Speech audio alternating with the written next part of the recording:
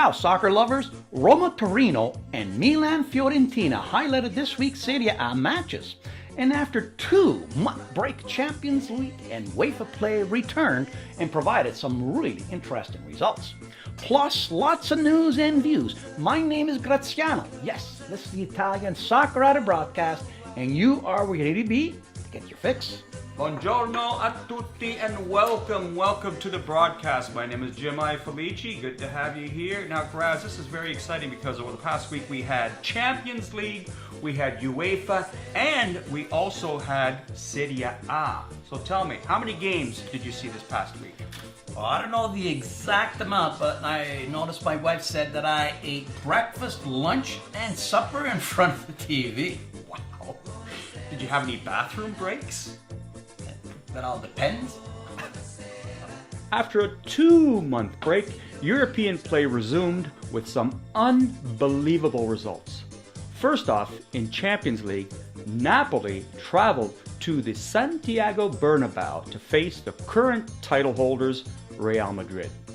In the 8th minute, Napoli got the all-important away goal when Insigne caught the goalie napping in the 8th minute and curled a one-bouncer into the right-hand corner. But that was all Napoli could muster, and Los Blancos responded with a Benzema header in the 18th. A Toni Kroos bullet from outside the box and a spectacular one-time volley bomb from Casemiro in the 54th. They won it 3-1. It's hard to win Napoli when you only fire 2 shots on net. Now, the shockers. Barcelona traveled to PSG's Parc des Princes and got obliterated 4-0. Yes, you heard correctly. PSG 4, Blaugrana 0. In their 118-year history, Barca has never lost 4-0 in Champions League play. Doing the damage were the birthday boys. Di Maria celebrated his 29th with 2 goals.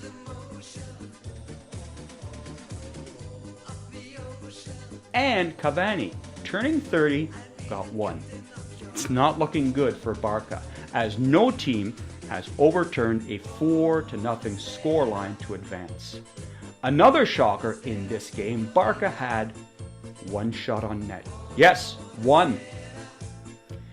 In another blowout, Bayern once again destroyed Arsenal 5-1. Thiago Alcantara got 2, while Robben, Müller, and the Big Sausage all got singles.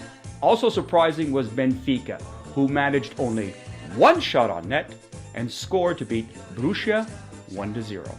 The Bundesliga's leading scorer and Borussia player Pierre-Emerick Aubameyang missed a penalty and 2 sitters. Ouch! Oh, the soccer gods. In UEFA, Roma traveled to the Stadio della Ceramica, aka the Madrigal in Villarreal. After a slow start, Roma got on board in the 32nd thanks to an Emerson left foot inside-out curler. Then in the second half, Europa scoring leader Edin Dzeko fired a triple. A hat-trick for you hockey fans. Also winning were Fiorentina at Borussia Park in Mönchengladbach. A 44th minute curling free kick by Bernardeschi was all they needed to fight back at Mönchengladbach. My goal of the week comes from Lorenzo the Magnificent. He looks up, sees the goalie counting Zeds, and curls a one-bouncer in the bottom right-hand corner where San Gennaro keeps the rosary.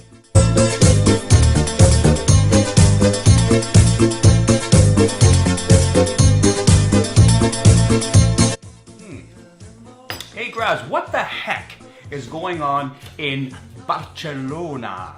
You know, Barcelona's had a really tough time lately, And just think, 3 years ago they won the tripleta. But since then, they lost all-world defender Puyol to retirement, the best right back in soccer, Dani Alves, to a free transfer, and are missing their current best defender, Mascherano.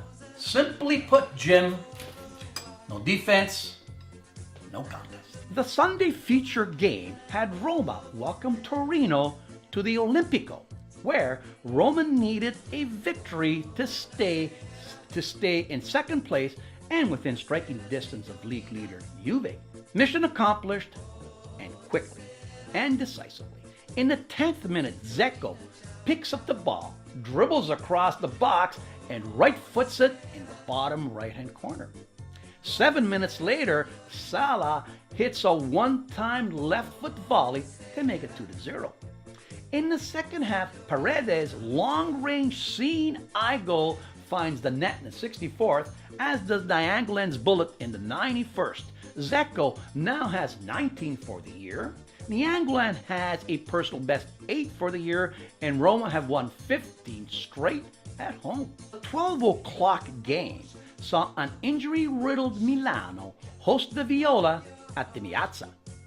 A Kuchka header from a free kick in the 16th gave Milan the early lead. But 4 minutes later, Chiesa bends one into the box where Kalinic greets it, meets it, and deposits it into the net. Milan got ahead for good though in the 32nd as new boy De La Fui finds his first Italian goal. A beautiful right foot strike from outside the box.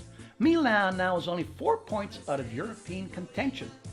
In contention for European and tied for 4th place is Atalanta, who beat Crotone 1-0 for their 3rd victory in a row thanks to a Conti goal in the 48th. Atalanta now has 48 points, which to date is an all-time best. Napoli also kept pace by winning 3-1 away in a very difficult stadium at the Bentigodi in Verona. Yet another Insigne right foot curler found the back of the net in the 31st.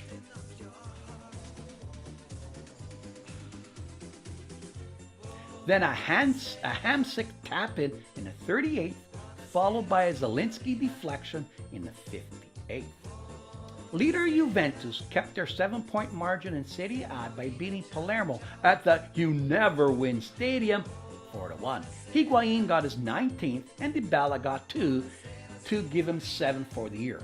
Since the building of the You Never Win Stadium in 2011, listen to this, Juve have only lost 3 home games. That is absolute incredible. Other scores saw Lazio get 2 late goals to beat Empoli 2-1. Inter's Gabigol got his first to beat Bologna 1-0. Sampdoria and Cagliari shared a 1-1 tie. Sassuolo got back to winning by beating Udine on the road.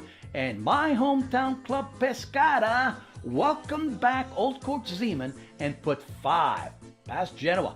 Welcome back, Zemanandiao. So, Grass, what's happening in Rome with the stadium? All right. You won't believe this, Jim, but this is the way I see it. The city of Rome itself is $13.6 billion in debt and has an unemployment rate of 8%. Now comes along James Pallotta, the American owner of Roma, who wants to invest $2 billion in Rome by building a new stadium. All private money, too. This includes extending the metro line and rebuilding the existing train stop. This project would provide 20,000 jobs during the construction stage and add 5,000 new permanent jobs when it's finished. In 2014, this project received the backing of the city and it was deemed as a project of public and national interest. But with the change in the city government, the new administration under Grillo has consistently provided negative feedback. I understand safety concerns, public transportation concerns, energy and green environment concerns, but I tell you, the latest and most laughable roadblock was filed by the Roman Ministry of Archaeology and Agriculture, who stated that the stands and the sand that exists at the present site of the new Roma Stadium, the long abandoned bankrupt Hippodrome, have been deemed an item of heritage and cannot be taken down. What a bunch of crap. Italian bureaucracy at its worst. Choosing a dilapidated, rusted pile of junk and the sand it sits on over 20,000 jobs. Welcome to Italy, Mr. Pallotta. Maybe they should just tear down the stadium, leave the sand there, and just have one big beach volleyball game. Beach soccer. Beach soccer, new sport. Did you know that Italy is the 5th most visited country in the world, getting some 50 million visitors per year? Wow, that's incredible. Now, if you decide to go to Rome, please make sure you wear some good walking shoes or you rent a Vespa, because for the 5th straight day, all of Roma's taxi cabs are on strike protesting Uber. Sounds familiar. Welcome to Ottawa. And finally, Jim, Italy has introduced a law making it easy to fire clock cheats. That's people who work and then take off for a coffee or a soccer game or to drive a taxi. Jim, what's this all mean? Well, I think it all means if you are one of the millions of people visiting Italy, what you can do, first of all, if you can't find a cab, what you do is you hail down a civil servant. Ciao, and thanks for watching. All right. Buongiorno.